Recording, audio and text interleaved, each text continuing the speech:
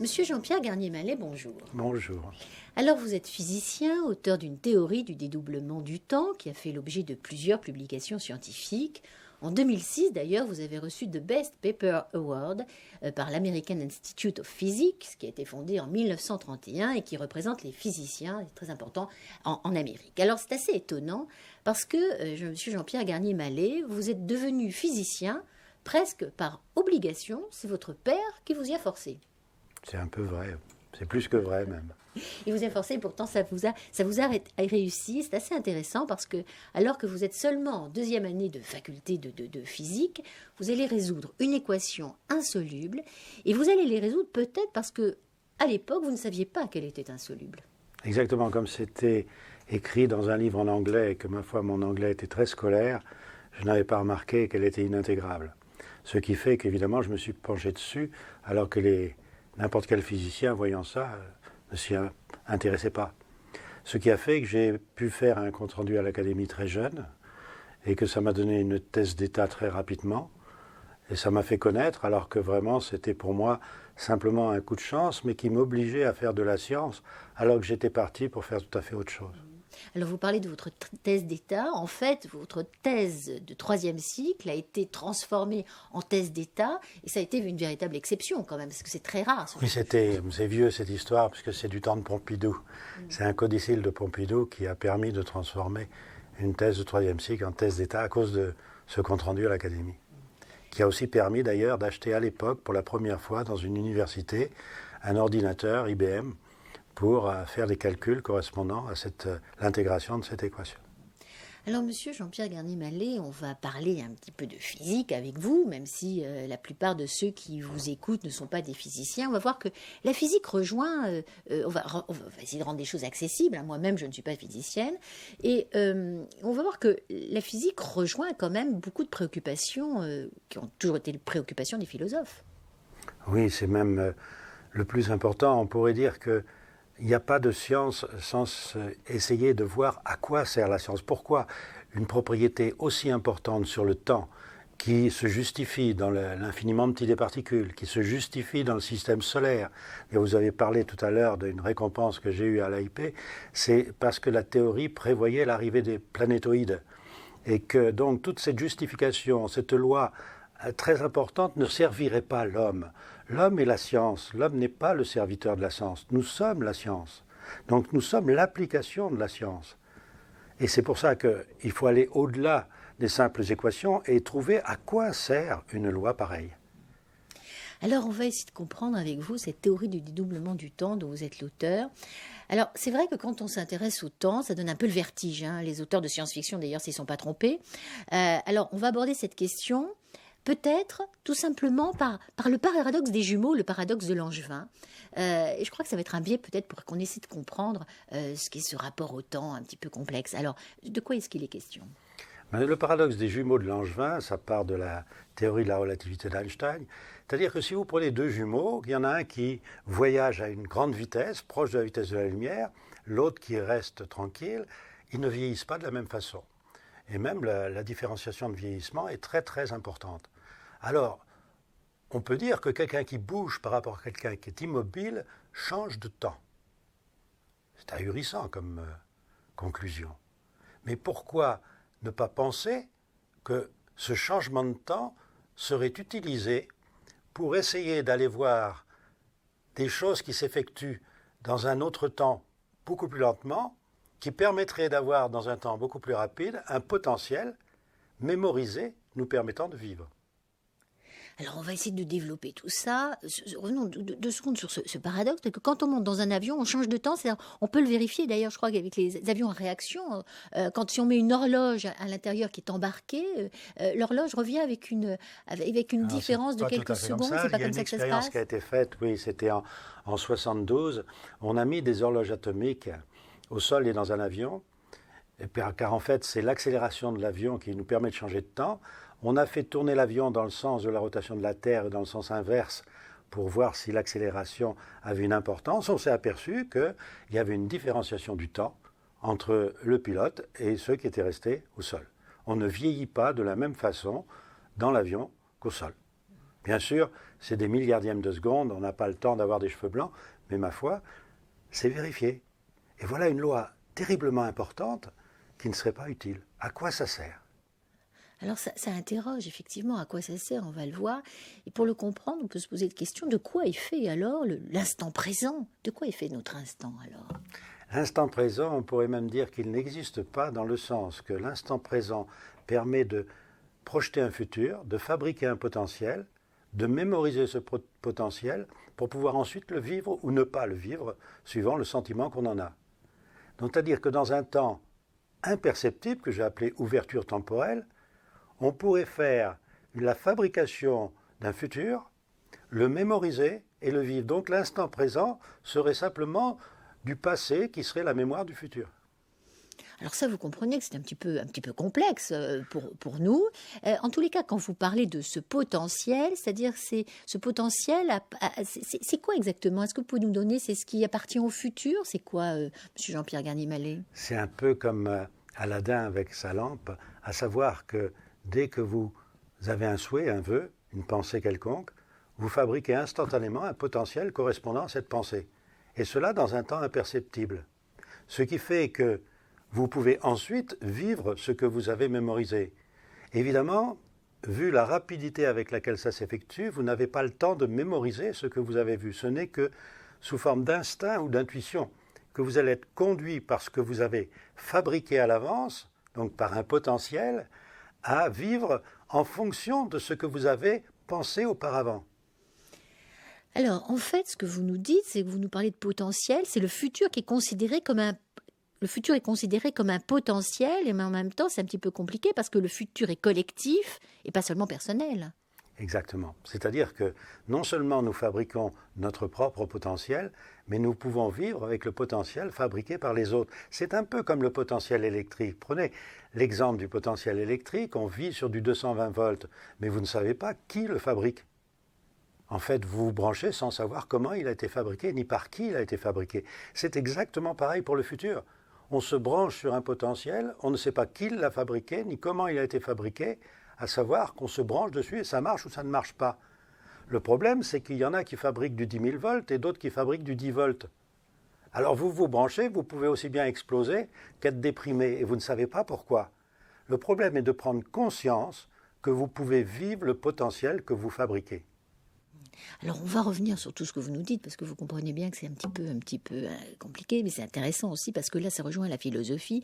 Et ce que vous nous avez dit, c'est qu'on peut, je dirais, ce potentiel est déclenché par une simple pensée. Déjà, ça c'est important, c'est que la pensée est créatrice de ce potentiel-là. Et c'est ça la grande découverte, à savoir qu'on est responsable de notre futur, et que ce futur étant collectif, on est responsable des autres, puisque ce que l'on fabrique en potentiel peut être actualisé par n'importe qui. Donc de cette loi découle une autre loi bien plus importante, c'est qu'il ne faudrait pas penser à faire aux autres le moindre des plaisirs. Donc en fait, la pensée est importante. D'ailleurs, c'est cette phrase, si tu ne changes pas ta pensée, tout ce que je te fais ne servira à rien. Je ne sais pas, c'est une phrase très connue, je ne sais pas d'où elle est extraite, mais en tous les cas, c'est très important pour comprendre la puissance de la pensée, et toutes les philosophies donc le savent bien. Mais alors, ce que vous nous dites, c'est que si on pense mal, on va produire quelque part ce mauvais potentiel. C'est un petit peu ça ? C'est un petit peu ça, si ce n'est que je ne dirais pas penser mal et mauvais potentiel. Oui. Je dirais plutôt pas adapté. À savoir que la notion de bien ou de mal là-dedans n'est pas, puisque ce n'est que du potentiel. Ce potentiel a besoin d'être expérimenté pour voir s'il fait plaisir ou déplaisir. Donc notre réalité sert à voir ce que nous fabriquons, est-il bon ou est-il mauvais en effet. Mais c'est d'abord dans la fabrication du bon et du mauvais qu'on prend conscience de ce bon et de ce mauvais. Donc contrôler ce qu'on le fabrique au niveau du futur dépend de chacun. Ce n'est pas un problème collectif là. Et c'est dans notre réalité qu'on s'aperçoit que ce qu'on fabrique est plus ou moins bon pour les autres. Seulement, comme on ne sait pas que l'on vit un potentiel, on croit que l'on vit l'instant présent, qu'on découvre à chaque instant l'instant présent. Donc on ne fait pas du tout attention à nos pensées. Or, ces pensées créent le potentiel. Donc il faut savoir arranger ces pensées. Sinon, on va très vite mal vivre. Alors, il y a aussi une notion que vous développez et qui est très ancienne en même temps, c'est l'amorose, qui n'a rien à voir, je crois, avec l'amour dont on nous rabâche un petit peu les oreilles.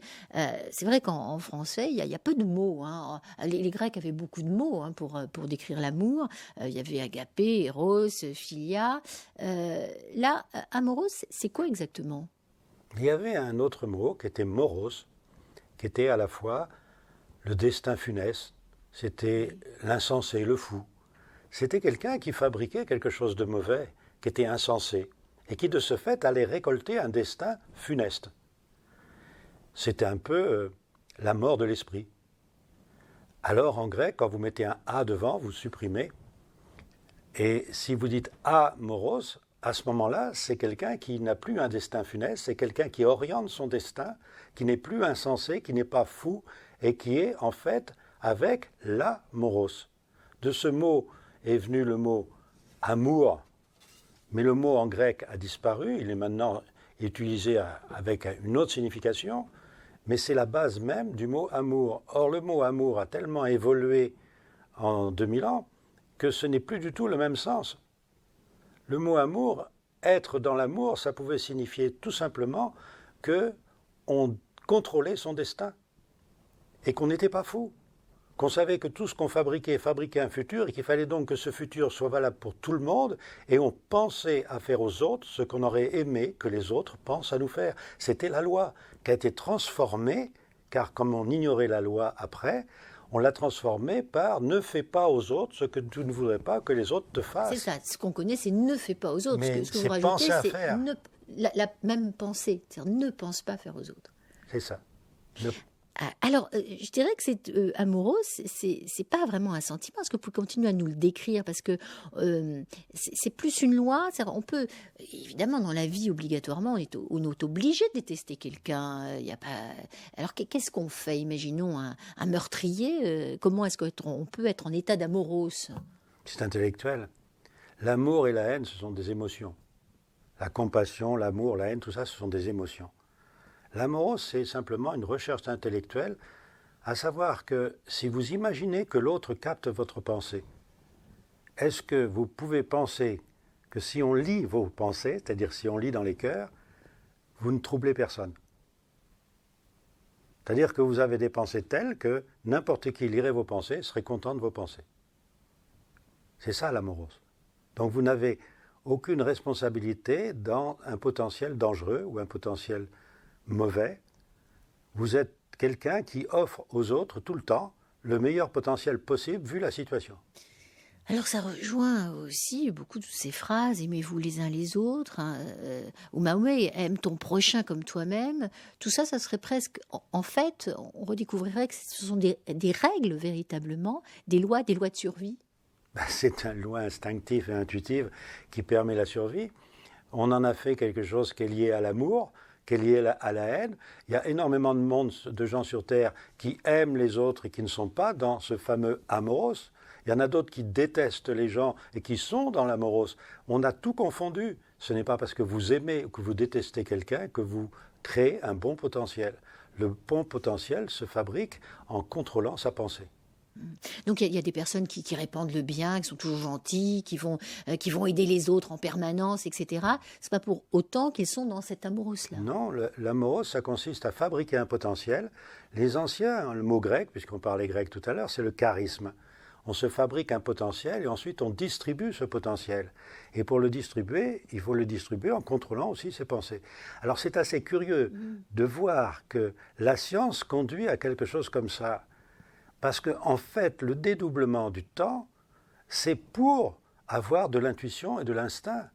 Et comme ça se passe dans des ouvertures temporelles, on voit bien que le mécanisme énergétique qu'il y a derrière, c'est les échanges d'informations entre temps différents. Ces échanges d'informations ne sont faits que par la pensée. Donc vous voyez bien que pour récolter une conséquence du futur, il faut d'abord penser. Ensuite, vous captez une réponse qui est un espèce d'écho. Mais en fait, cet écho, c'est vous-même qui l'avez fait dans un temps différent. Et comme vous ne mémorisez pas, vous n'avez pas le temps de mémoriser les détails, vous n'avez qu'une synthèse. Et regardez, votre corps survit comme ça. Vous ne songez pas du tout à savoir comment vous respirez, pourquoi vous avez soif, comment vous marchez. Non, c'est instinctif. Pourtant, si on réfléchissait à tout ce qu'il faut pour respirer, on n'en finirait pas. Vous voyez bien qu'il y a quelque chose qui fait qu'on gagne du temps. L'imagerie médicale a d'ailleurs prouvé qu'on ne vivait pas tout le temps. On est par moments perceptible, par moments non perceptible. L'imagerie médicale nous montre que nous ne voyons que des images. Ensuite, nous décodons ces images pour en faire une sorte de film continu. Mais non, le temps s'arrête, repart au niveau de la perception. Attention, le temps lui-même est continu, bien sûr. C'est notre perception qui change. Alors vous pouvez très bien imaginer que dans un temps imperceptible, on puisse changer brusquement notre perception et à ce moment-là, changer de temps. Et pour changer de temps, c'est la vitesse qui nous sert à changer de temps. Alors vous allez dire, moi je reste sur place, je ne change pas de temps. Et c'est là où il y a une autre chose qui intervient, une autre propriété, c'est que nous avons la possibilité de quitter notre corps. Alors figurez-vous que pour la première fois, en France, parce qu'à l'étranger c'est déjà plus vieux, on vient de remarquer qu'en triturant le cerveau, on pouvait sortir de son corps. Si vous lisez dans la recherche, là, un numéro récent, on a fait cette expérience-là, à savoir que la personne se retrouve au-dessus de son corps alors que simplement on a bougé quelque chose dans son cerveau. D'accord, donc là vous rejoignez toutes les expériences, outils de type chamanique, etc., qui sont pratiqués depuis très longtemps. Oui, mais là-dedans, il y a tout un fatras inutile, il y a des traditions qui ont encrouté une loi très simple. La loi très simple est que nous changeons de temps grâce à cette décorporation et que c'est à ce moment-là que nous fabriquons notre potentiel à toute vitesse. Et quand nous revenons dans notre corps, si on peut dire, si on peut parler ainsi, nous avons en mémoire des tas et des tas d'expériences que nous n'avons pas eu le temps de faire nous-mêmes. Mais ça y est, notre corps a cette mémoire. Donc chaque instant permet d'avoir cette mémoire. Alors nous croyons que nous pensons toujours des choses nouvelles, alors que la mécanique d'anticipation est très bonne. Nous commençons à penser quelque chose que nous ne savons pas que nous avons déjà commencé à penser, que la conséquence de cette pensée existe déjà mémorisée en nous, qui nous pousse à d'autres questions, si bien que la question finale consciente que l'on a n'est que la conséquence d'une question inconsciente qu'on a eue dans un temps qui n'existe pas. Donc en fait, on projette nos pensées, et ensuite ce qui nous en retourne, vous parliez d'une sorte d'écho, c'est sous forme, je dirais, d'intuition. C'est ça, nous avons des choses qui nous paraissent venir d'ailleurs. On a parfois, même en ce moment, on a souvent le sentiment du déjà vu, ou du déjà connu, déjà vécu. Parce qu'un potentiel peut nous donner l'impression de quelque chose de vécu. Nous fabriquons quelque chose, nous le mémorisons. Si nous arrivons à avoir une bonne mémoire de cela, ça nous donne l'impression d'avoir vécu. Et même il y en a qui iront jusqu'à dire que c'est une vie passée, alors qu'en fait c'est un potentiel qu'ils ont créé et qu'ils ont mémorisé. Ça ne veut pas dire qu'on ne peut pas avoir d'autres vies passées, ça je ne rentre pas dans ces histoires-là, mais ça veut dire qu'il ne faut pas confondre un potentiel non vécu avec et mémorisé, avec un passé vécu que l'on a mémorisé. Alors ce que vous voulez dire, c'est que sachant tout cela, on peut s'en servir dans sa vie quotidienne. Ah oui. C'est-à-dire que si mes pensées créent ce potentiel, le problème est quand même, c'est que je ne suis pas seule, on le disait tout à l'heure. Si on crée des potentiels à chaque instant, il y a, je dirais, comme une infinité de potentiels.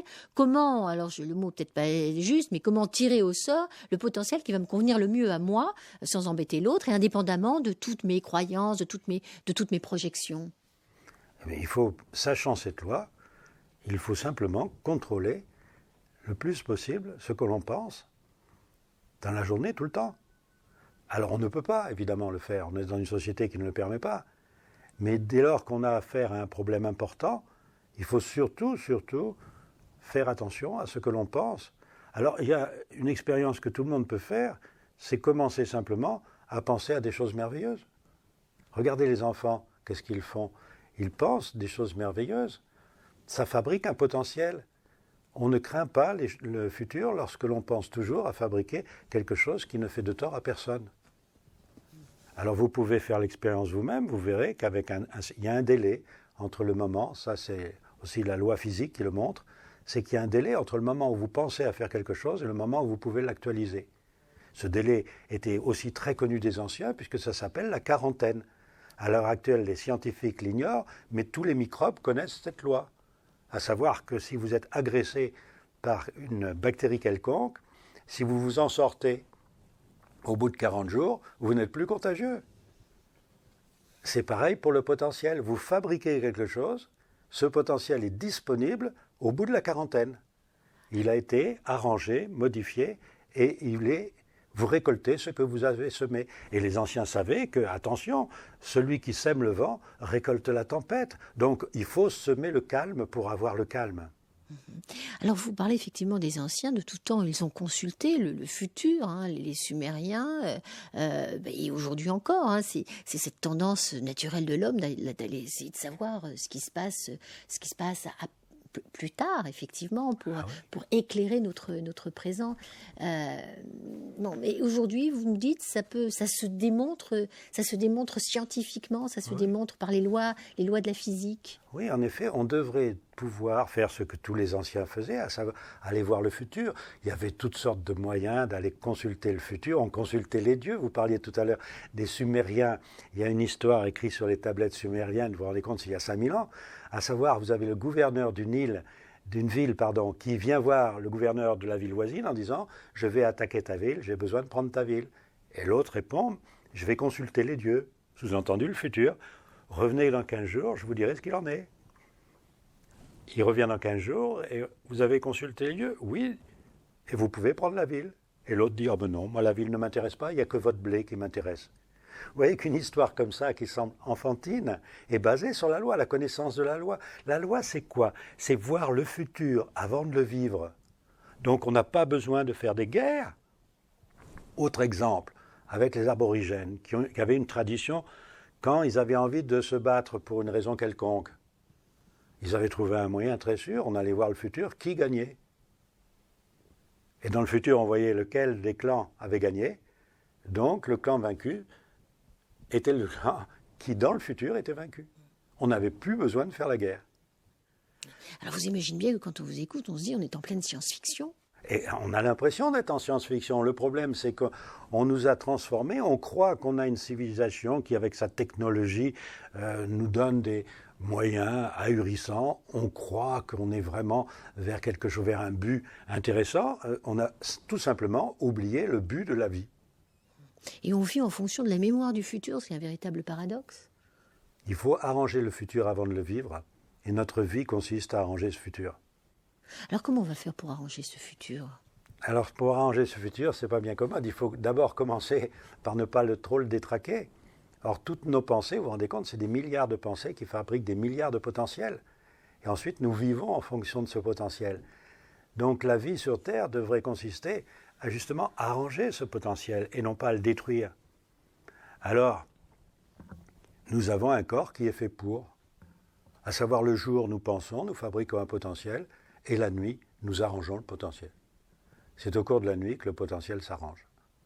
C'est la raison pour laquelle nous avons des temps d'inconscience qui permettent cet arrangement.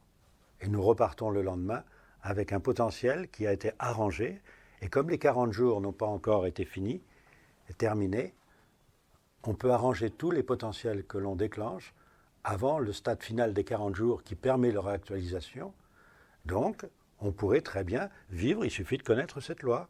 Ça ne veut pas dire qu'on y arriverait à 100%, mais déjà, il y aurait beaucoup de problèmes résolus. Donc, ce que vous nous dites, c'est que le monde qui va si mal aujourd'hui pourra aller beaucoup mieux si chacun avait pendant 40 jours, je veux dire, ne pensait que des bonnes choses, s'il n'y avait pas un seul mauvais potentiel qui était en train de se créer. C'est ça que vous nous dites, Jean-Pierre Garnier-Mallet. On peut aller, en effet, jusque-là. Imaginons une chose assez ahurissante, que pendant 40 jours, aucun homme sur Terre ne songe à tuer. Même pas en vidéo, même pas devant la télé, en regardant un film. Personne ne songe à tuer. Pendant 40 jours. Au 40e jour, c'est sorti de la mémoire. Plus personne ne peut tuer sur Terre. Il n'y a plus le potentiel. Le potentiel du meurtre n'existe plus. Et si quelqu'un se remettait à penser à tuer, il faudrait encore 40 jours pour que l'on puisse tuer. C'est-à-dire que si tout le monde sur Terre, pendant 40 jours, arrivait à ne pas penser à tuer, il faudrait minimum 80 jours pour pouvoir recommencer le meurtre. Alors c'est vrai que 40 jours, alors les microbes, on le sait, hein, tous les historiens connaissent bien à quel point il fallait mettre en quarantaine quand il y avait la peste, le choléra, le typhus, etc. Et on le fait encore, évidemment. Mais alors, en quoi, qu'est-ce qu'il y a ça de scientifique, à la limite, ces 40 jours? Comment est-ce que la science a retrouvé ce chiffre 40? D'abord, c'est pas 40, c'est 39 jours 27, exactement. C'est simplement fait par le mouvement des planètes. C'est la loi des rotations des différentes planètes qui servent à modifier le temps. Nous avons un système solaire qui est en fait une machine à dédoubler le temps. Toutes les étoiles sont faites suivant la même loi, à savoir que ce dédoublement est fabriqué par l'horizon qui nous entoure. Nous n'avons pas du mal à utiliser ce temps qui est déjà là à notre disposition. Alors, cette théorie du dédoublement du temps a fait l'objet de certaines de publications hein, dans des journaux scientifiques, etc. Elle peut nous être utile, et on le voit bien pour notre quotidien, et on va essayer d'en savoir un petit peu plus. Mais peut-être pas seulement. Qu'est-ce qu'en disent les autres physiciens? Parce que là, je dirais, c'est un pavé dans la mare. Hein. Il y a eu Einstein, il y a eu beaucoup d'autres, mais là, c'est aussi un pas supplémentaire encore. Vous savez, c'est pas parce que c'est révolutionnaire que c'est tout d'un coup ça va faire un pavé dans la mare. Il ne faut pas prendre ça comme ça, il faut du temps. Les gens, c'est bien d'ailleurs en science qu'on prenne du temps de réflexion, de voir est-ce que c'est vrai, est-ce que c'est faux, etc. Le problème, c'est qu'il y a urgence en ce moment à faire connaître, non pas dans le milieu que scientifique, mais dans tout le milieu, dans la masse, parce que cette histoire d'énergie par la pensée fait qu'en ce moment, nous vivons la fin d'un cycle de dédoublement du temps. La fin d'un cycle qui dure 25 920 ans, que la théorie a permis d'expliquer, qu'est le cycle de précession des équinoxes. Nous en vivons la fin et nous ne savons pas qu'en ce moment, nous récupérons le potentiel que nous avons fabriqué pendant tout le cycle. C'est la raison pour laquelle la technique augmente avec une rapidité prodigieuse. Regardez l'évolution de la technique en 20 ans. Et chaque jour, c'est merveilleux. Pourquoi ? Parce que nous récoltons tout d'un coup tout le potentiel fabriqué lentement au cours de ce cycle. Or, ces pensées qui nous reviennent peuvent nous détruire. La planète est totalement modifiée. La planète doit récupérer l'énergie perdue. Cette énergie perdue, si nous ne la récoltons pas, nous avons fabriqué un potentiel. Si nous ne le récoltons pas, la planète entière est obligée de le récolter. Elle n'a pas de choix autre que la fameuse équation d'Einstein, E égale mc2. Pour avoir de l'énergie, il faut de la masse. Donc elle va attirer des tas d'astéroïdes, de cailloux, des killer rocks, comme on dit à la NASA. C'est-à-dire, en ce moment, les astéroïdes, vous savez, il y a une évolution, les météorites qui nous tombent dessus, c'est à peu près 500% de plus qu'il y a 10 ans. On n'en parle pas, mais c'est une loi. Les planétoïdes qui arrivent là, qui viennent d'arriver il y a depuis une dizaine d'années sur la ceinture de Kuiper, modifient tout le système solaire. Alors on va dire, ça on n'y peut rien. On n'y peut rien. Si on y peut quelque chose, on peut justement utiliser la loi, utiliser l'énergie de nos pensées pour stabiliser. Il suffit de le faire. Alors on le voit dans des phénomènes personnels, de déséquilibre, déséquilibre affectif, de travail, de pathologie. On voit que le contrôle de la pensée permet d'équilibrer les gens. Alors pourquoi ne pas aller plus loin et équilibrons la planète?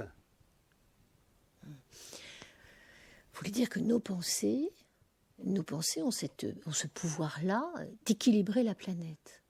C'est-à-dire le mot pensée est dangereux parce qu'il y a de tout. Il faudrait définir le mot pensée. C'est-à-dire dès lors que vous fabriquez un potentiel, que vous avez la volonté de fabriquer quelque chose, c'est fait. Donc à vous de voir si ce que vous avez fabriqué est une chose qui peut faire plaisir aux autres ou causer un déplaisir. Si vous causez un déplaisir parce que quelqu'un va actualiser ce que vous avez fabriqué, vous devenez responsable de ce quelqu'un. Et si vous voyez que ce quelqu'un vit mal, alors qu'en fait, il n'a fait qu'actualiser votre potentiel, c'est vous le responsable, c'est pas lui. Et regardez dans les familles où il y a des fois des enfants qui vivent mal, mais on ne sait pas que ce sont les parents qui les ont fait vivre mal en créant un potentiel qui n'était pas fait pour eux. Ou inversement, les enfants peuvent créer des potentiels pour les parents. Tout ça, c'est un mélange de potentiels. Il faut prendre conscience qu'on a une responsabilité dans notre bonheur et notre malheur. personne d'autre que nous ne nous dirige vers un bonheur ou un malheur. Nous sommes responsables de notre destinée.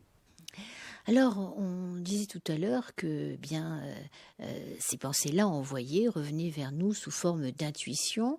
On parle souvent des femmes, on dit que c'est elles qui ont le plus d'intuition. Alors j'imagine que l'homme aussi. La seule chose, c'est que peut-être ce mental le coupe un petit peu de ses perceptions à force de trop vouloir, à force de trop penser. C'est ça qui se passe, parce que l'homme a autant de perceptions que les femmes, évidemment. Non, c'est pas... Non ? Non, ça marche pas comme ça. Il y a deux choses, il y a l'analyse et la synthèse. On est partagé dans notre monde entre l'analyse que l'on peut faire dans le futur et la synthèse que l'on fait dans le temps présent. C'est la définition de la loi. Je fabrique dans le futur une analyse, je synthétise le tout dans un temps très rapide dans mon temps à moi, et j'en tire une synthèse. Et le fait que nous soyons sexués est lié au mouvement planétaire et fait qu'en fait la femme a une faculté de faire la synthèse bien plus grande que l'homme. Et que l'homme a une faculté d'analyse qui lui permet au contraire de résister à l'agression, donc d'être un prédateur. Et la femme serait plutôt une proie de ce fait, donc elle a besoin de plus d'instinct et d'intuition que l'homme, qui lui doit protéger la mère de ses enfants. En fait, c'est ça la loi, parce que nous sommes aussi dans une loi animale. Nous sommes revêtus d'une peau de singe, nous sommes dans une peau de singe, il faut vivre comme le singe, mais nous ne savons pas utiliser ce que le singe utilise pour vivre, à savoir l'instinct et l'intuition. On sait bien, il y a des tas d'histoires qu'on raconte sur les animaux, leur instinct, etc. Mais nous sommes aussi un animal. Nous avons tué l'instinct par l'intellectualisme. Nous réfléchissons trop. Et comme nous ne voulons pas admettre que nous sommes capables de faire certaines choses, eh bien, ma foi, nous n'essayons pas de le faire. Par exemple, nous pouvons sortir d'une situation dramatique simplement en renonçant à faire l'analyse. C'est comme ça qu'il y a énormément de gens, par exemple, qui ont un accident d'avion, de voiture ou autre, quelque chose de brutal, qui simplement parce qu'ils lâchent les rênes tout d'un coup s'en sortent parce qu'il y a une intuition, un instinct, ils ne savent même pas ce que c'est, mais ils sortent intacts d'un accident. Alors que quelqu'un d'autre est écrabouillé, on ne sait pas pourquoi. On sait ça, on sait qu'il y a une espèce d'injustice face à un destin. Arrêter l'analyse, c'est un petit peu ce qu'on appelle aussi le lâcher-prise, c'est ça ? Ah non. Non, parce que le lâcher-prise consiste à ne rien contrôler du tout. Tandis que là, il faut toujours contrôler nos pensées. Et ça, vous ne pouvez pas vous arrêter de penser. Donc un lâcher-prise, c'est vraiment pas quelque chose qu'il faut essayer de comprendre. C'est peut-être une façon de dire la même chose, mais attention, le lâcher-prise, ça voudrait dire je ne pense plus à rien, je ne fais plus rien, je suis débile, par exemple. Mais on peut dire qu'en effet, si j'arrivais à ne plus penser, si j'étais un bon débile, ben ma foi, je ne fabrique pas de mauvais potentiel. Heureux les simples d'esprit. Je crois que quand vous étiez jeune, vous ne preniez pas trop de notes lorsque vous faisiez vos études. Et vous recommandez d'ailleurs aux étudiants que vous avez de ne pas trop se surcharger de ces... C'est pas tout à fait ça. C'est-à-dire que, oui, comme je n'étais pas tellement une bête à concours et que j'étais dans en maths spé, en maths sup, des endroits où on travaille à fond. Alors tout le monde prend des notes, on est là devant les profs, à écrire. Comme moi, ma finalité n'était pas là, j'attendais avec impatience d'avoir ma majorité, qui à l'époque était à 21 ans, pour pouvoir me sortir de ce carcan. Je croisais les bras et j'écoutais les professeurs, ce qui évidemment ne leur plaisait pas forcément.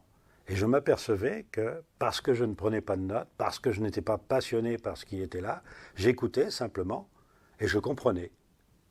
Mais je comprenais parce que j'étais dans la synthèse, je n'étais pas dans l'analyse, à voir si mon stylo marchait, si la feuille de papier était bien, comment fallait écrire, comment je pourrais me relire, etc. Là, je n'avais rien. Et je me suis aperçu aussi que j'avais des copains qui venaient me trouver en me disant « Toi, puisque tu as compris, est-ce que tu peux m'expliquer ?» Ben, j'ai dit « Prends tes notes.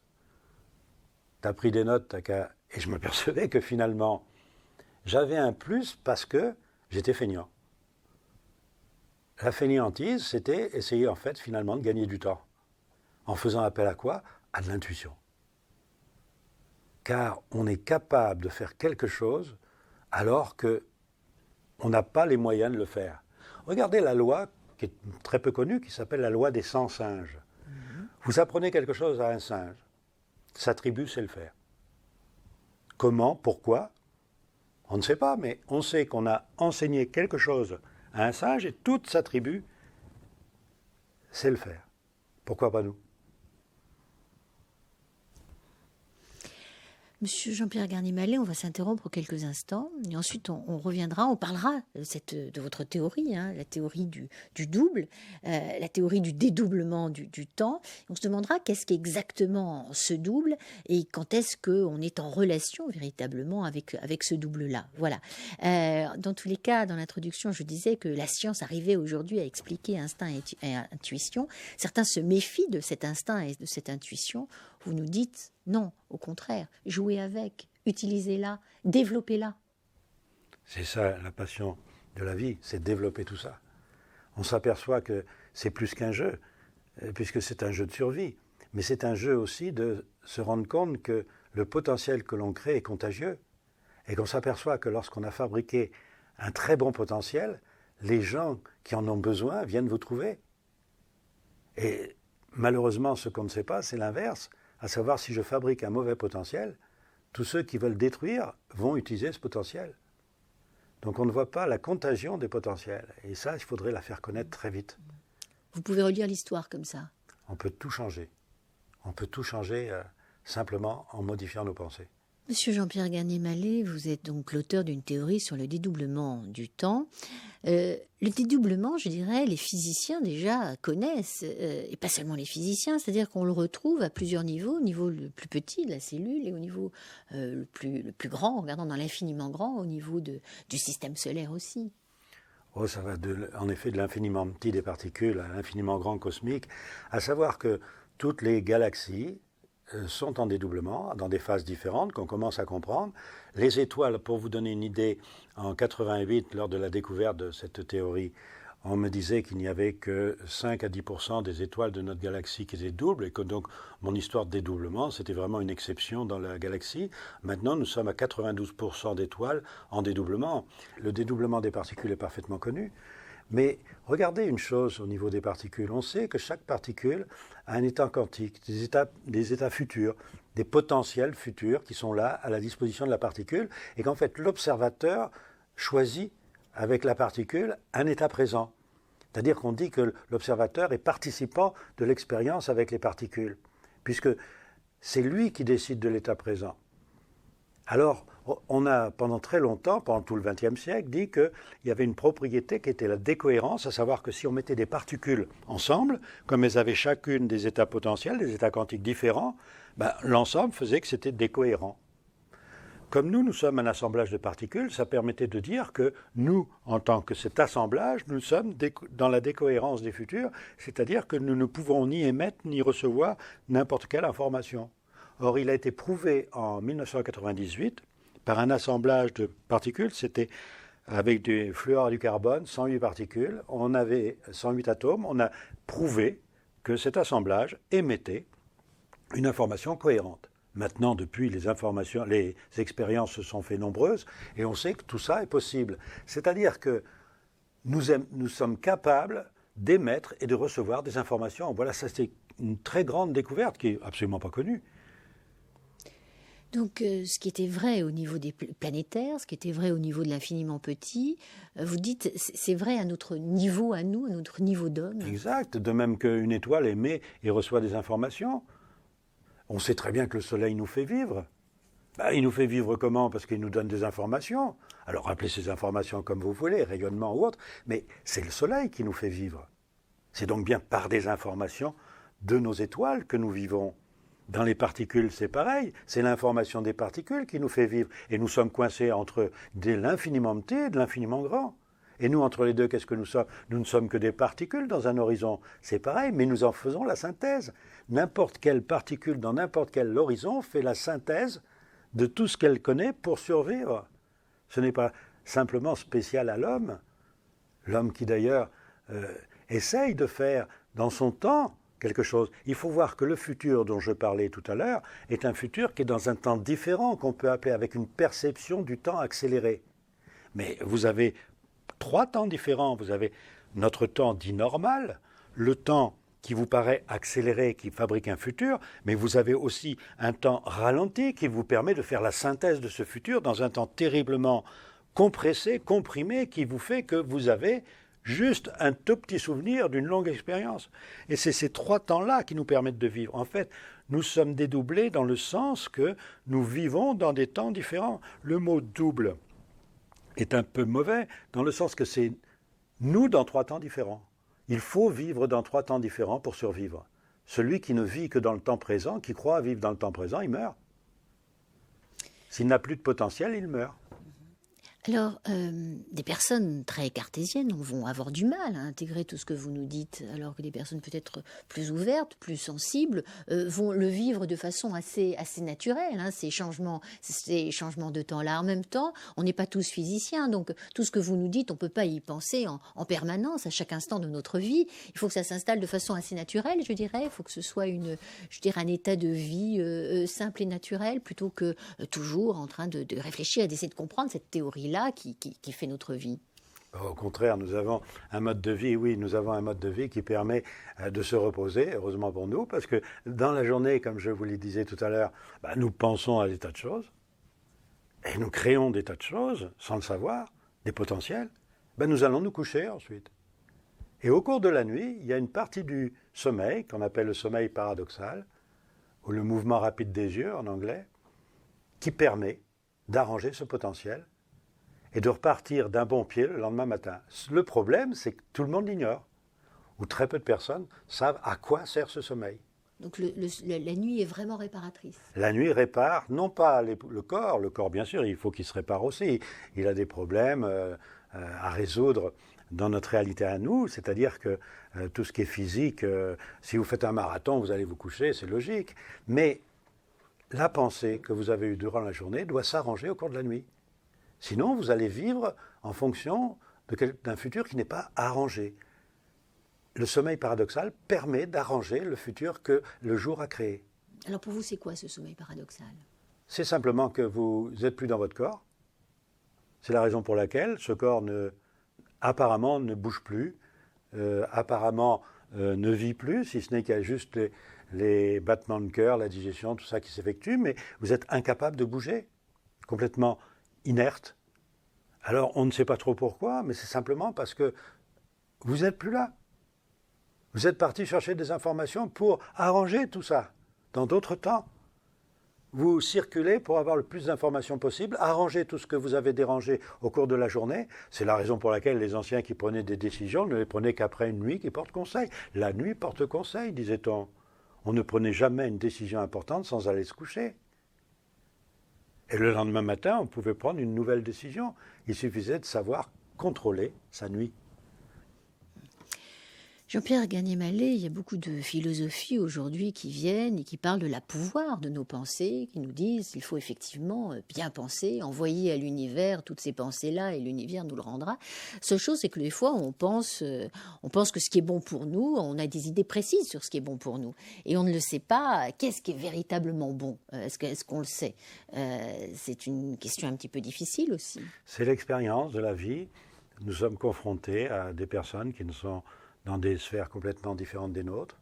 Nous apercevons que ce qui nous fait plaisir peut faire un déplaisir à quelqu'un. Vous avez un exemple bien précis avec la cigarette. Il y a des gens qui aiment fumer, des gens qui détestent l'odeur de la cigarette.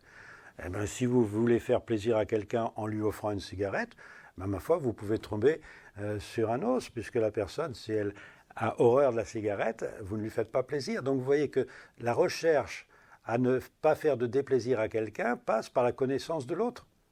Mais pour connaître l'autre, il faut d'abord se connaître soi-même.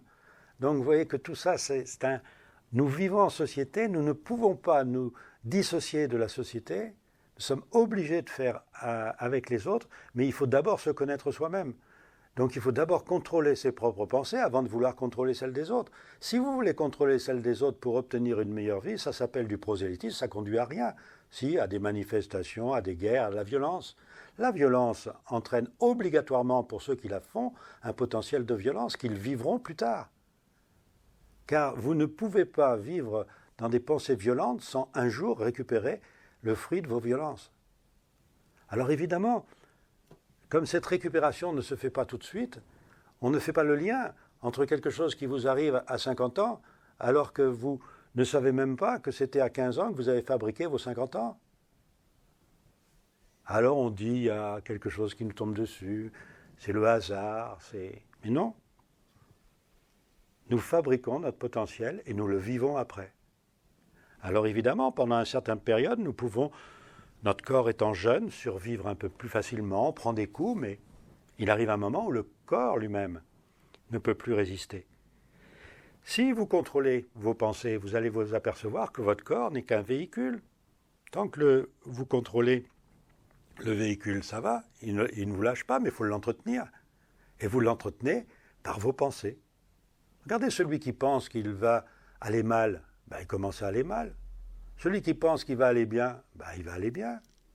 Vous voyez qu'on n'est pas du tout dans une société qui pense ainsi. On ne sait pas que s'il y a un effet placebo, il y a aussi ce qu'on appelle l'effet nocebo, qui est très peu connu. Savoir si je pense à quelque chose qui va m'arriver de dangereux, j'ai déjà fabriqué ce danger. Si je pense à quelque chose qui va me faire du bien, j'ai déjà fabriqué ce bonheur. Vous voyez, tout ça, c'est dans la mentalité même de l'homme actuel qu'il faut aller trouver quelque chose. Regardez aussi une chose au niveau politique qui se faisait autrefois, qu'on appelait la démocratie dans la Grèce antique. On se battait pour élire le gouverneur d'une ville. Mais quand le gouverneur de la ville avait été élu, tout le monde lui fabriquait le meilleur potentiel. Pourquoi ? Parce qu'on savait que celui qui nous dirigeait était obligé de nous diriger, autant lui donner la plus grande facilité. Et pour lui donner la plus grande facilité, on lui crée par la pensée un potentiel. En fait, il ne s'agit pas d'aller le flatter. Non, il s'agit simplement de contrôler ses pensées et de faire pour les autres ce qu'on voudrait qu'on fasse pour nous. Monsieur Garnier-Mallet, bonjour. Bonjour. Alors, de nombreux auditeurs ont posé des questions auxquelles nous n'avons pas pu répondre lors de cette émission, en raison du temps d'antenne, tout simplement. Alors, je vous remercie beaucoup de nous permettre de poursuivre ici cet entretien. Alors, beaucoup d'auditeurs ont posé des questions par mail, et voilà, je vais m'en faire l'écho. Donc, déjà, beaucoup de questions autour de ces sujets. Comment contrôler le futur, Jean-Pierre Garnier-Mallet? Alors ça, c'est la question essentielle, qui en fait est vraiment la base de tout, c'est contrôler l'énergie que nous avons, qui est notre pensée. Car notre pensée est énergie, et c'est elle qui fabrique nos futurs potentiels.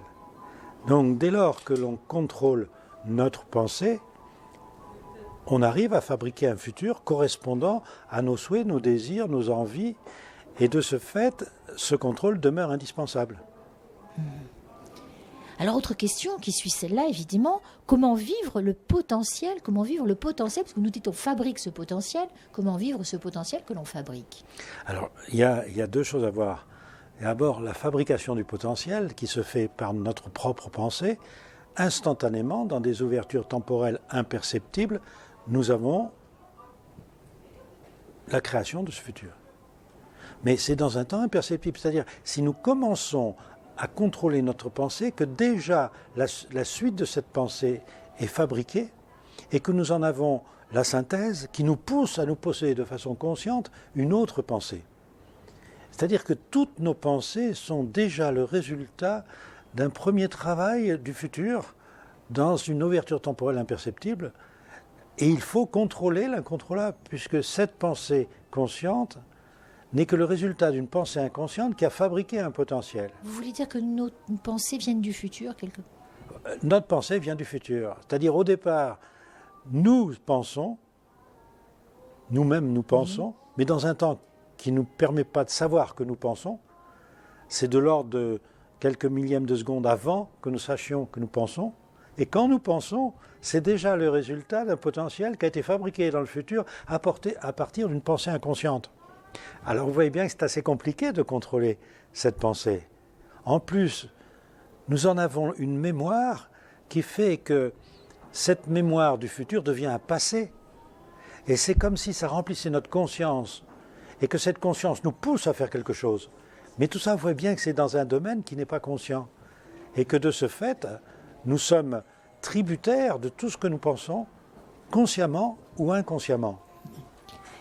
Alors souvent, très souvent, M. Jean-Pierre Garnier-Mallet, vous dites qu'on actualise le potentiel. Ça veut dire quoi exactement, actualiser son potentiel? C'est-à-dire que vous mémorisez un potentiel dans un temps que vous n'avez pas le temps de percevoir, qui vous pousse à faire quelque chose.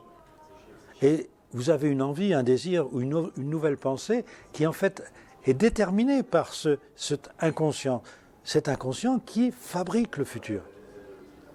Car vous voyez, comme je viens de dire, dès lors que vous commencez à penser, vous ne savez pas que vous avez déjà commencé, que le futur correspondant est fait.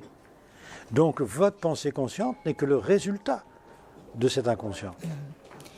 Alors, je comprends bien comment ça se passe, parce que se passe-t-il? Parce que quand quelqu'un actualise mon potentiel, ou si j'actualise le potentiel de quelqu'un d'autre, on voit bien que tout ça devient extrêmement complexe. Et c'est que le futur est collectif. Ce qu'on appelle en fait généralement un égrégore. Mais tout ça, c'est... N'importe qui peut fabriquer n'importe quoi. Il suffit de penser. Donc on pense tout le temps. Pour vivre, on pense. Donc chaque seconde nous amène un potentiel. Il y a des milliards de potentiels que l'on peut actualiser. Et évidemment, chaque fois que l'on pense à quelque chose, ce potentiel a déjà été fabriqué avant, évidemment. Donc nous avons le résultat instantanément de tout ce que nous pensons à l'heure actuelle. Mais normalement, la loi est telle, la loi scientifique est telle, que lorsque vous pensez, vous ne pouvez actualiser la conséquence de cette pensée qu'après un délai de 40 jours. La fameuse quarantaine dont je vous ai parlé. Et cette quarantaine est tout à fait scientifique. Elle est connue depuis la nuit des temps, oui. Mais j'ai pu la démontrer, la durée exacte, qui est dans 39 jours 27. Cette durée est très importante, ça veut dire que quand je veux quelque chose, j'ai la possibilité de l'avoir 40 jours après. Alors là, c'est tout à fait récent, c'est parce que nous vivons la fin d'un cycle des temps que nous avons toujours la possibilité d'avoir la conséquence de nos pensées.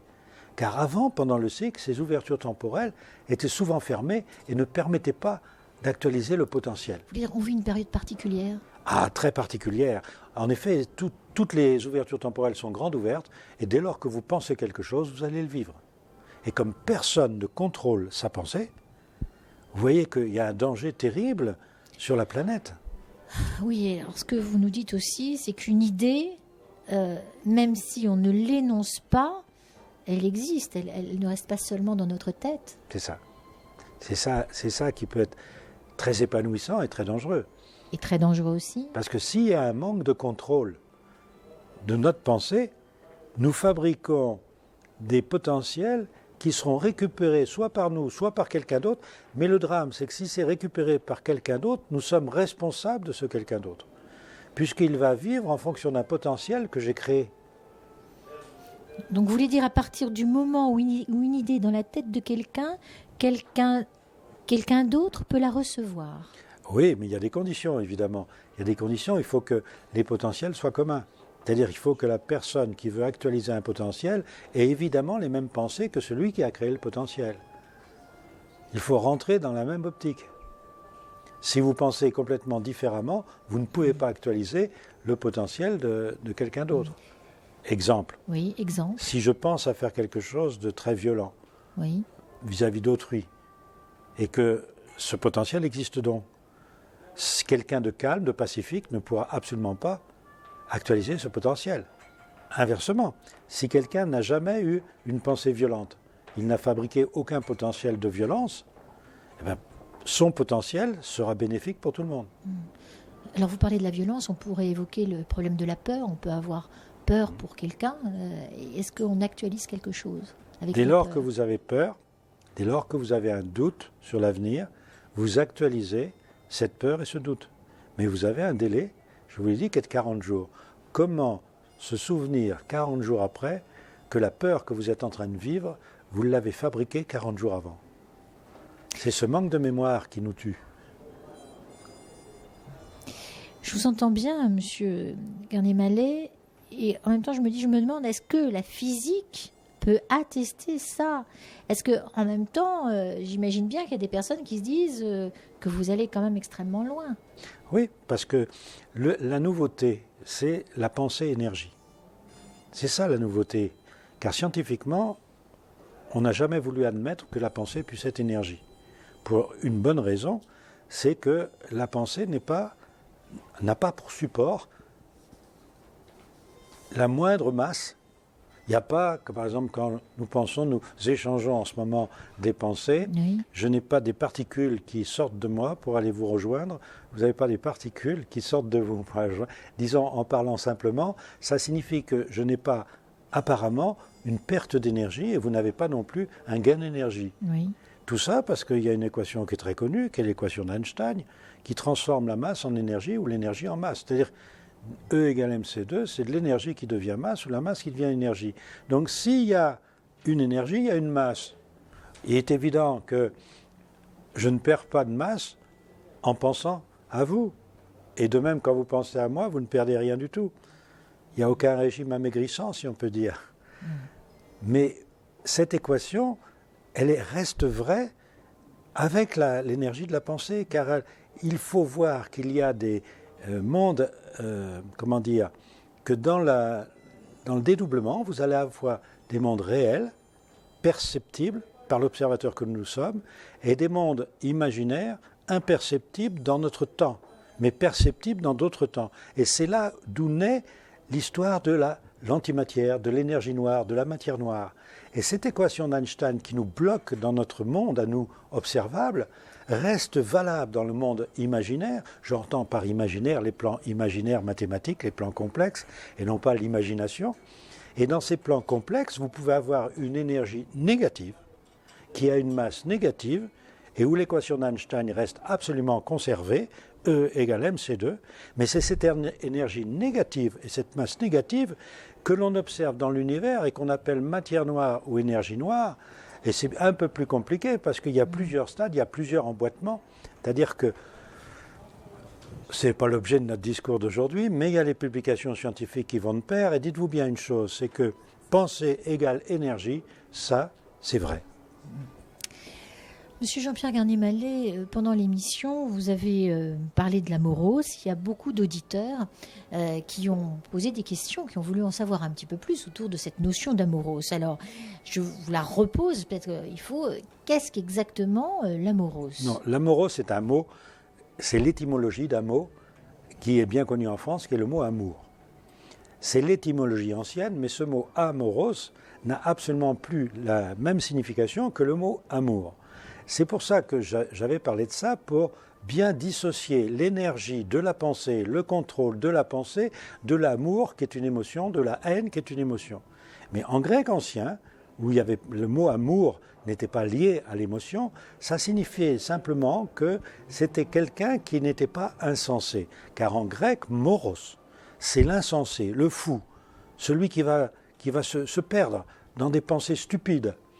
Donc pour ne pas être cet insensé, il suffisait de mettre le mot inverse qui est amoros. Et ce mot amoros, d'où vient le mot amour alors qu'il a disparu en grec, j'avais eu cette recherche personnelle qui a été confortée par des philologues grecs, mais je ne voudrais pas qu'on utilise ce mot parce qu'il est tellement proche du mot amour que finalement on va parler d'amour qui n'a rien de scientifique, qui est une émotion, comme la haine, comme la compassion, avec quelque chose qui est beaucoup plus rigoureux, qui est le contrôle de la pensée. Car si l'énergie est pensée, c'est-à-dire qu'elle fabrique un potentiel, et là on rejoint la mécanique de l'infiniment petit, car toutes les particules se fabriquent des potentiels. Et ensuite, c'est l'observateur qui choisit le potentiel de la particule. On appelle ça des états quantiques. Et nous avons, là je n'ai pas le temps d'expliquer en détail, mais nous avons la possibilité, nous aussi, d'avoir plusieurs états potentiels.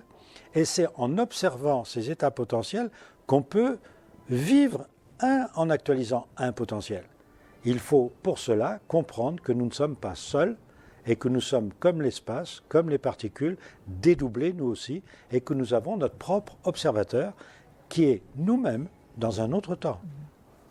Jean-Pierre Garnier-Mallet, autre question d'un auditeur. Voilà ce qu'il vous demande, voilà la question.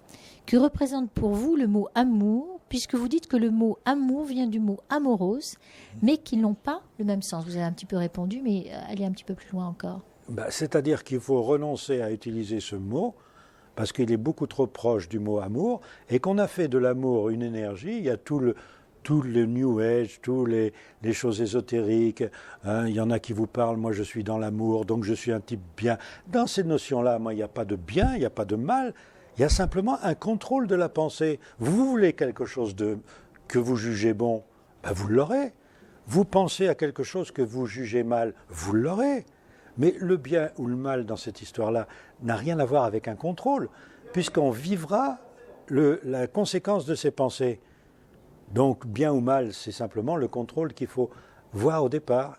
Et en fonction, puis un contrôle est personnel. Il y en a qui jugent que telle chose c'est bien, telle chose c'est mal. Il y en a un autre qui pense que non, c'est pas mal, ça va, c'est bien. Donc vous voyez que ce qui compte, c'est contrôler. Et comment contrôler ? Puisqu'on a dit que n'importe quel futur était actualisable par n'importe qui. Eh bien, il faut simplement être sûr d'une chose, c'est que tout ce que je pense ne fait de déplaisir à personne. Et ça devient une loi. Penser à faire aux autres ce qu'on aimerait que les autres pensent à nous faire devient une loi. Et cette loi est connue depuis, alors, on ne sait plus, mais que vous preniez depuis les anciens écrits grecs, en passant par toutes les pensées de l'Extrême-Orient, que vous preniez Bouddha, que vous preniez Jésus, que vous preniez Mahomet, ils résument des pensées scientifiques qui sont simplement des pensées, à savoir, il faut absolument contrôler votre futur avant de le vivre. Les anciens savaient ça. Nous, on a relégué le futur dans des histoires de voyance, de boules de cristal, de mares de café. Tout ça, c'est inutile. Le dédoublement des temps est fait pour être intuitif, à savoir anticiper ce que l'on va vivre de façon à ne pas aller droit dans le mur. Donc on développe nos instincts et nos intuitions par le contrôle de la pensée. C'est ça qui compte. Autre question d'auditeur, M. Jean-Pierre Garnier-Mallet. Pensez-vous que notre corps possède une mémoire ? Et c'est là où justement, bien sûr, voilà une chose très importante. Dès lors que vous pensez quelque chose, tout votre corps enregistre cette pensée. Il y en a qui détruisent leur corps par leur pensée sans le savoir. Parce que cette énergie que l'on gaspille sans le savoir par nos pensées, on peut très bien l'utiliser à des fins personnelles de façon à avoir un équilibre permanent. C'est bien sûr, c'est difficile de contrôler sa pensée tout le temps. Quand on y arrive plus de 5 minutes, c'est déjà pas mal. Mais si vous contrôlez votre pensée, le futur que vous allez avoir est un futur qui va vous faire plaisir. Ben évidemment, votre corps, il va avoir ce plaisir, car c'est votre corps qui enregistre les pensées qui vous viennent en retour. Et on peut même dire plus que ça, c'est l'eau de votre corps qui enregistre ça. Et cette eau sert de mémoire à votre corps. Vous savez qu'on est constitué de presque 95% d'eau, puisqu'on dit qu'un adulte a à peu près 65% d'eau. C'est sans compter des éléments qui, dans notre corps, contiennent aussi de l'eau, comme les protéines, par exemple, qui contiennent 98% d'eau, qui ne sont pas dans les 65% d'eau de notre corps. On pourrait dire que nous sommes en fait de l'eau et de l'information. Nous avons l'information pour faire une chimie de l'eau. La chimie de l'eau, c'est notre mémoire. Donc on peut récolter des informations en fabriquant un futur par une espèce d'écho. On reçoit en retour de façon instantanée la conséquence de nos pensées, on l'enregistre dans notre corps. Si vous n'en avez pas conscience, votre corps a conscience de cette mémoire. Donc si vous passez votre temps à être dans la peur, à être dans l'angoisse, à être dans le doute, à avoir peur de l'avenir, être stressé et autres, votre corps finit par vous le dire. Il mettra du temps, il va se dérégler, il n'est pas fait pour ça. Car dans notre corps, une cellule qui considère qu'elle est soit inutile, soit dangereuse, se suicide. Ça s'appelle l'apoptose. Elle est programmée pour ça. Si vous la déprogrammez en lui faisant croire qu'elle est utile ou qu'elle n'est pas dangereuse, elle va elle-même essayer de rechercher son propre futur et elle va devenir, dans votre corps, un élément dangereux, source de maladie. Donc vous voyez que la mémoire d'un corps, la mémoire de nos cellules est très importante. En plus, nous venons sur Terre avec une mémoire. Ça, c'est encore un autre problème, puisque notre ADN est comparable au niveau de la double hélice à la double hélice du mouvement de dédoublement qui forge tout le système solaire dans lequel nous vivons. On peut dire qu'on dépend du Soleil, mais le Soleil dépend de nous. C'est réversible. Tout ça est très simple. Il ne faudrait pas se perdre dans des complications. Encore une question d'auditeur qui fait référence à cette loi de la quarantaine que vous avez évoquée dans l'émission et que vous venez d'évoquer encore ici pendant cet entretien. Et voilà ce que demande cet auditeur. Il dit, vous avez parlé d'une quarantaine. Quelle est la loi scientifique qui y correspond ? Alors, c'est que dans notre système solaire à nous, nous avons des informations qui viennent de l'extérieur en boomerang à nos propres interrogations et elles ne viennent pas de tout, de l'ensemble de l'univers. Elles viennent de 12 parties différentes qui ont été programmées par le mouvement de dédoublement en fonction des 12 espaces nécessaires pour ce dédoublement. Et ce système solaire, on retrouve ces 12 espaces qui donc diffusent, un petit peu comme 12 chaînes de télévision, qui diffuseraient 12 informations complémentaires. Chaque chaîne de télévision le fait pendant 3 jours. Donc pour avoir la synthèse, il faut d'abord 12 fois 3 jours, 36 jours, plus une synthèse de 3 jours, ce qui vous fait la quarantaine. Donc ça, c'est la loi, disons, mathématique qu'il y a derrière. Mais ce qui est important de savoir, c'est que les anciens savaient ça. Comment savaient-ils ça? On savait que les pestiférés n'étaient plus contagieux au bout de 40 jours. On savait qu'il fallait faire un carême de 40 jours. C'était contrôler sa pensée pendant 40 jours pour avoir un futur agréable. Comment ça se fait que tout ça soit parti dans les oubliettes? Il y avait bien une connaissance d'une loi derrière. La loi s'est perdue, mais des applications de cette loi en restent. Maintenant que cette loi se retrouve et qu'on sait la cause du dédoublement, il faudrait appliquer cette loi. Et cette loi est très facile à appliquer, et ça on peut répondre à tous les auditeurs de cette façon-là. Il s'agit simplement de penser dans le jour pour fabriquer le meilleur futur, aller se coucher pour pendant la nuit arranger nos futurs. Et c'est pendant le sommeil paradoxal qu'on arrange notre futur. Comme ça, le lendemain, on récolte ce qu'on a semé en l'ayant l'arrangé. Et on l'arrange avec une autre partie de nous-mêmes, qui est un double, qui est utilisé pendant la nuit. Autre question d'auditeur, M. Jean-Pierre Garnier-Mallet. Comment faites-vous le lien entre les planètes, les équations et le fait de penser à faire à autrui ce que l'on voudrait qu'autrui pense à nous faire? Ah oui, il y a un résumé à faire qui est, en l'espace de 1 minute ou 2, ça ne va pas être trop commode, mais disons quand même une chose, c'est que le futur se crée dans la mesure où le dédoublement est fait pour vivre. Il ne faut pas prendre l'inverse. Nous ne sommes pas au service de la science, c'est la science qui est à notre service. Si nous sommes sur Terre, là, en ce moment, c'est tout simplement parce que nous bénéficions de cette loi du dédoublement. À savoir, nous ne sommes pas idiots. Quand nous voulons aller explorer un univers, nous nous dédoublons. Pourquoi? Nous allons aller dans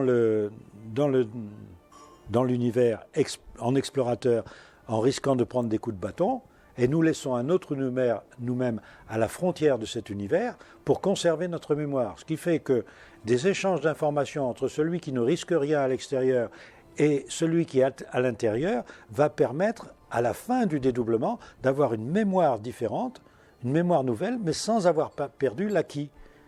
Car si nous allions sans nous dédoubler dans un univers nouveau, évidemment, nous risquerions de perdre notre acquis sans avoir la possibilité d'avoir quelque chose d'intéressant dans cet univers. Donc le dédoublement est absolument indispensable. Ce qu'il faut voir, c'est ça, c'est que le dédoublement, c'est la loi. Nous sommes le dédoublement. Nous sommes la conséquence d'une loi. Donc si vous prenez maintenant que nous sommes la conséquence d'une loi et que vous comprenez le pourquoi de cette loi, vous comprenez que ce qui est le plus important de tout, c'est l'échange d'informations entre ce double et nous-mêmes, et cet échange d'informations ne se fait que par des pensées. Ces pensées sont supportées par des particules qui apparemment n'ont pas de masse. Je dis bien apparemment n'ont pas de masse, ça c'est encore une science actuelle très, très pointue, parce que nous sommes à la recherche de ces particules sans masse, mais sans voir une chose, c'est qu'une particule sans masse peut être simplement la conséquence de l'addition de particules, qui au total donne l'apparence de ne pas avoir de masse. Bon, tout ça, on n'est pas là pour faire un cours de physique ou de mathématiques. Pour ceux que ça intéresse, ils ont les publications scientifiques. Pour ceux qui seraient moins sensibles aux phénomènes scientifiques, à la lecture scientifique, ils ont aussi des livres de vulgarisation qu'ils peuvent lire. Et ma foi, l'important, c'est d'appliquer une loi. La loi est à notre service. C'est ça qui est le plus important. Il y a eu beaucoup d'auditeurs qui ont posé la question suivante concernant les potentiels, et qui veulent que vous réexpliquiez comment ces potentiels se créent. Dès lors que vous pensez quelque chose, et on pense toujours à quelque chose, on fabrique instantanément la conséquence de cette pensée. Ensuite, il suffit de la vivre. Pour la vivre, nous allons être notre moteur. Ce sont encore nos pensées qui nous poussent à agir. Alors ces pensées qui nous poussent à agir n'en sont que le résultat d'un futur que nous avons bâti précédemment. Donc nous vivons toujours l'écho de nos pensées. Et c'est ça qui est important. Il faut absolument apprendre aux gens cette chose-là. Et regardez aussi une chose qui est importante, c'est que les enfants sont protégés par un cycle de 7 ans. Ils viennent pour s'adapter à notre monde. Et pendant 7 ans, cette protection fait qu'ils n'ont aucune responsabilité dans les potentiels créés sur Terre. Le rôle du passé, il y en a beaucoup question dans les questions des auditeurs. Et alors je vais essayer de le résumer, la demande qui a été faite. Ils disent qu'ils comprennent que dans notre présent, nous puissions préparer notre futur, mais comment peut-on revenir en arrière et quel est le rôle du passé exactement? Voici un peu en résumé la question qu'on a beaucoup rencontrée. Alors il faut définir le mot passé. Il y a d'abord le fait de fabriquer un futur, un potentiel, et que vous allez mémoriser. Cette mémoire va vous donner l'impression que c'est du passé, déjà, oui. Puisque vous mémorisez un futur. Cette mémorisation est un passé qui vous donne l'impression d'un vécu, d'un déjà vu, d'un déjà entendu. Oui.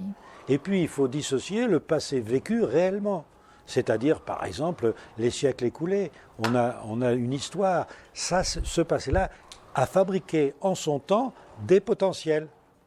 Les potentiels des gens qui vivaient à cette époque-là ont fabriqué des futurs. Ces futurs peuvent encore être certains futurs peuvent être encore à notre disposition. Donc en fait, ça va vous donner l'impression, si vous arrivez à vous souvenir de ces potentiels, ça peut même aller jusqu'à donner l'impression d'une vie antérieure, puisque vous allez revivre quelque chose qui n'a jamais été vécu. Ça ne veut pas dire que nous n'avons pas la possibilité d'avoir des vies multiples. Ça, c'est un autre discours qu'on laisse pour l'instant à ceux qui s'y intéressent d'une autre façon, parce que scientifiquement, ce n'est pas tellement abordable. Mais déjà, vous voyez que le fait que la science reconnaisse la possibilité de la décorporation, et que même en France, ça soit publié dans une revue importante, ça, c'est primordial. Parce que qu'on ne puisse pas comprendre que la vie consiste à faire des échanges d'informations entre mondes différents, à savoir ce fameux passé dont vous parlez, qui engrange notre mémoire, ce futur que nous fabriquons par nos pensées, cet échange d'informations passé, présent, futur est indispensable pour vivre. Tout le monde vit avec cet échange. Et cet échange permet de faire des choses instinctives et intuitives. Les animaux en sont la preuve. Qu'est-ce qui nous tue dans cette application? C'est notre intellect. Nous réfléchissons beaucoup trop. Au lieu d'appliquer des choses instinctives et intuitives, nous préférons raisonner et tuer notre instinct et notre intuition. Vous parliez tout à l'heure de la mémoire de notre corps. À force de ne pas faire attention à nos instincts, notre corps se détruit et arrivent des maladies. Ça ne veut pas dire que la maladie est la conséquence directe de nos pensées, parce que nous savons tous que nous finirons par mourir un jour ou l'autre. Mais ne faut-il pas vivre le plus longtemps possible pour justement fabriquer le meilleur potentiel possible pour l'humanité? On pense trop, M. Jean-Pierre Garnier-Mallet. C'est vrai que tout ce que vous nous dites, c'est un petit peu compliqué. Il y a une façon de le vivre très simplement au jour le jour. C'est ce qu'il faut retenir. Ce qu'il faut retenir, c'est chacune de nos pensées nous crée le futur correspondant. Que comme nous sommes incapables de contrôler notre pensée toute la journée, il faut le soir, avant de nous endormir, essayer de faire un retour sur cette journée pour pouvoir, au cours de la nuit, arranger tout le futur que nous avons dérangé. Et nous repartons le lendemain toujours un jour meilleur. Et ma foi, si demain est toujours meilleur qu'aujourd'hui, nous finissons par avoir des jours de plus en plus confortables. Alors on pourrait finir comme ça, Monsieur Jean-Pierre Garnier-Mallet, mais il y a encore d'autres questions d'auditeurs. Alors il y en a un qui est assez pointu parce qu'apparemment il suit bien toutes vos conférences et tout ce que vous proposez, et puis il a lu aussi vos livres. Et puis alors voilà ce qu'il dit. Il a dit: j'ai vu une vidéo d'une de vos conférences et vous dites que la vitesse de la lumière ne serait pas une vitesse, et il vous pose la question de savoir qu'est-ce que c'est alors si c'est pas une vitesse. C'est une vitesse dans les équations. C'est une vitesse aussi dans le sens que c'est un déplacement dans le temps. Mais regardez, ce n'est pas une vitesse classique dans le sens que, voilà, la lumière ne dépend pas de la vitesse de la source qui envoie la lumière, ni de la vitesse de l'observateur. Imaginez, vous prenez n'importe quel déplacement d'objet. Un objet qui se déplace à une certaine vitesse va rencontrer un objet qui se déplace vers lui plus rapidement qu'un objet immobile. Mais pour la lumière, non. Que l'objet soit immobile ou que l'objet soit mobile, la lumière arrivera à la même vitesse sur cet objet. Ce n'est pas normal. Vous voyez bien que c'est une vitesse, dans le sens que c'est bien un déplacement dans un temps donné. Oui. C'est aussi une vitesse maximum pour toute masse. Tout objet ne peut pas, aucun objet ne peut aller plus vite que cette vitesse. Or, justement, ce que le dédoublement démontre, c'est qu'il y a des vitesses superlumineuses qui sont des vitesses d'échange, et qu'en fait, le paradoxe de cette vitesse maximum est levé parce que ce sont des échanges d'énergie qui se font sans échange de masse, apparemment. Donc l'équation d'Einstein est préservée. L'énergie reste liée à une masse observable. Mais cette équation reste dans le domaine de l'observable. Or, on s'aperçoit maintenant qu'évidemment, l'inobservable, l'imperceptible, est bien plus important que le perceptible. Nous ne percevons que guère plus que 1% de ce qui se passe dans l'univers. Alors, est-ce qu'il faut vraiment suivre la science qui s'occupe de 1% de l'univers ou suivre la science qui suit 99% de l'univers? Est-ce qu'il faut suivre notre ADN qui représente que 5% de ce qu'on sait et que les 95% seraient inutiles? Il y a très peu de temps encore, on appelait notre ADN, les 95% l'ADN poubelle. Est-ce qu'il y aurait dans l'univers une matière noire poubelle et une matière visible qui ne serait pas poubelle? Quand même 99% d'inobservables pour 1% d'observables, il faudrait peut-être s'intéresser aux 99%. Or, nous faisons partie de ces 99% grâce au dédoublement qui nous met à la fois dans le passé, dans le présent et dans le futur. Monsieur Jean-Pierre Garnier-Mallet, question toujours le même auditeur, question assez pointue. Il dit: vous faites un lien entre les explosions solaires et l'accélération du temps, et vous demande quel est ce lien que vous faites. Attendez, c'est deux choses. Les explosions solaires en ce moment sont dans un domaine on ne comprend pas. Il y a d'un côté un manque d'activité au niveau des taches solaires et par contre une superactivité au niveau des explosions dans l'invisible. Tout ça laisse supposer que nous vivons une période assez cruciale. Évidemment, les scientifiques ne savent pas, pour la majorité, que nous vivons la fin d'un cycle de dédoublement du temps depuis l'explosion solaire du 13 mars 89. Ce qui fait que tout change au niveau de la perception des informations. Regardez, je le disais tout à l'heure, notre technique, comment elle évolue en l'espace de 10 ans. Elle évolue chaque jour presque comme 5000 ans. Vous voyez bien qu'il y a quelque chose là qu'on devrait essayer de comprendre. Pourquoi ces informations nous arrivent-elles de façon plus performante maintenant? Pourquoi les enfants ont des informations bien plus grandes que n'avaient les enfants d'il y a un siècle ou deux, ou alors un millénaire? Vous voyez qu'il y a quelque chose qui se passe à l'heure actuelle qu'on ne comprend pas. Il faut simplement voir une chose, c'est que ce soleil nous donne non seulement la chaleur, mais la vie, les informations vitales, et que comme nous recevons en ce moment des informations ahurissantes, le soleil a un comportement ahurissant. Alors il faut voir qu'il y ait une corrélation quand même entre le soleil et nous. Et je pourrais dire peut-être en conclusion la chose suivante. Vous voyez, scientifiquement, on a pensé que le soleil et la Terre, au niveau des perturbations, il n'y avait peut-être pas de lien. Il y avait une corrélation évidente, mais la relation de cause à effet, on n'en était pas certain. Le soleil explose, la Terre de son côté vit son petit bonhomme de chemin. Et puis, on a quand même Maintenant, une petite certitude, dès qu'il se passe quelque chose dans le système solaire, la Terre en a l'écho. Alors il ne faudrait pas raisonner comme ceux qui raisonnent d'une façon un peu attardée. Ça me fait penser à cette statistique qui prouvait que les avions avaient un mal fou à atterrir lorsque les voitures qui étaient autour ralentissaient. Alors on a essayé de comprendre pourquoi les voitures ralentissaient, les avions avaient du mal à atterrir. On a cherché, alors on ne comprenait pas. Il y avait peut-être corrélation en effet.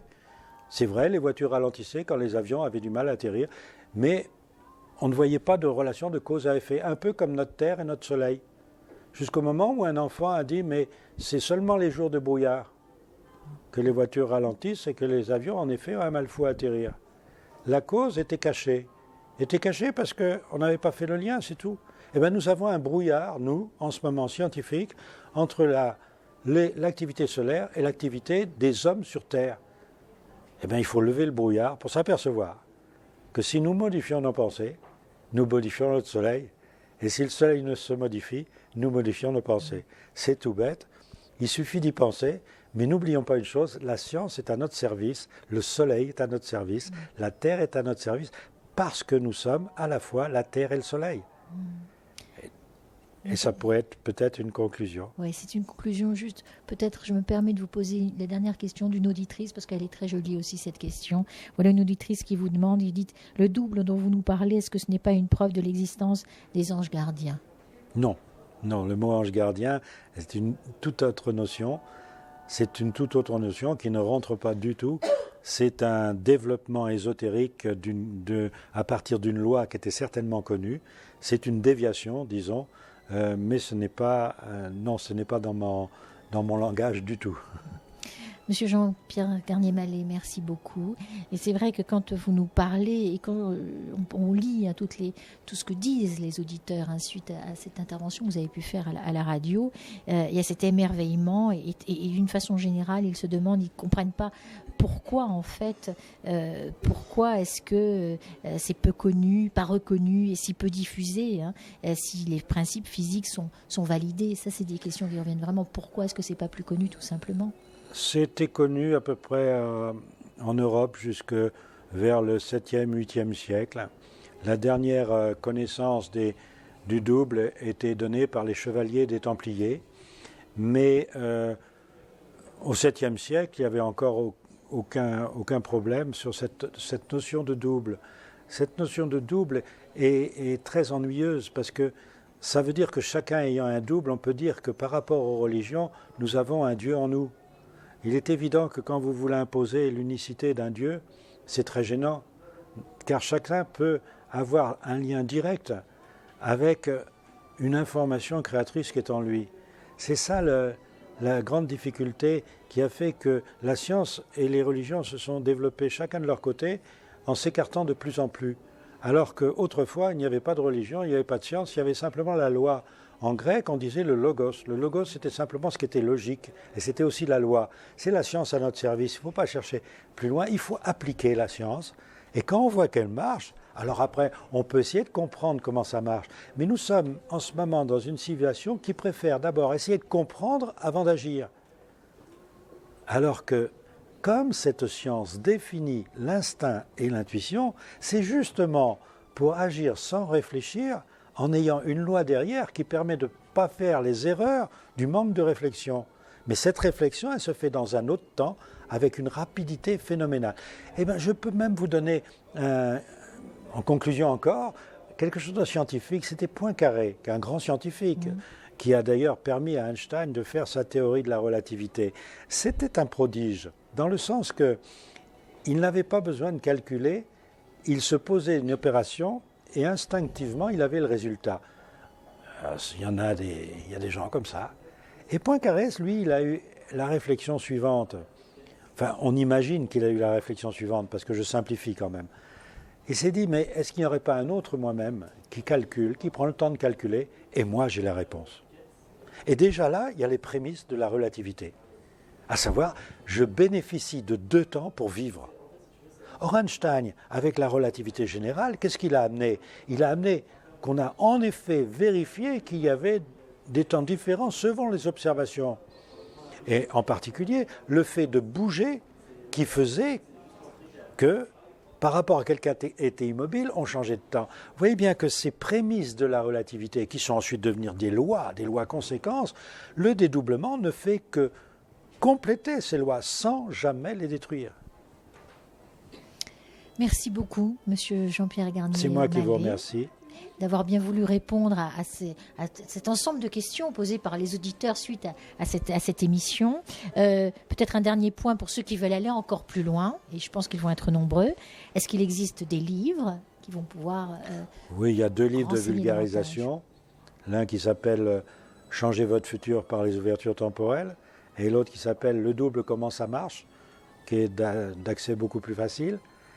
Mais pour ceux qui veulent à tout prix se satisfaire des équations, alors ils ont qu'à trouver les liens, et s'ils ne les trouvent pas, eh bien, ma foi, ils nous les demandent et je donne les liens scientifiques pour qu'ils puissent aller vérifier la justesse de ce que j'avance d'une façon qui peut paraître pour certains faire l'amalgame entre différentes choses. Il faut savoir que ça a été agréé par des scientifiques et que de ce fait, il faut commencer par lire pour voir si c'est agréable ou non. Merci beaucoup, Monsieur Jean-Pierre Garnier. C'est moi qui vous remercie encore.